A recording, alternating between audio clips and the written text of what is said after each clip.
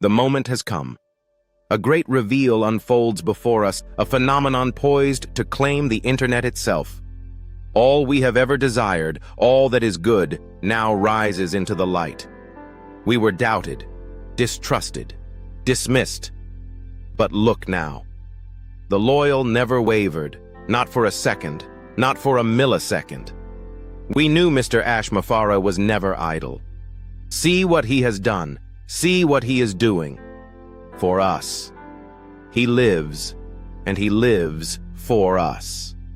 He has not gone anywhere. He has not taken a moment to rest. Because he was building something without equal, with expertise, with heart, with a mind set on good, with goodness flowing from him each day. That is power.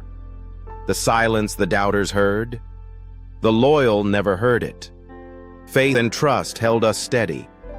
And now the great reveal has broken the surface for all of us. Prepare yourselves. What was underground will now break through, bringing tears of joy. Prepare to be astonished. Congratulations to every loyal, faithful believer in Mr. Ash Mufareh's vision and in the reality we share. The lesson learned: patience was not silence. It was trust made visible. And in the end, those who believed longest witnessed the dawn.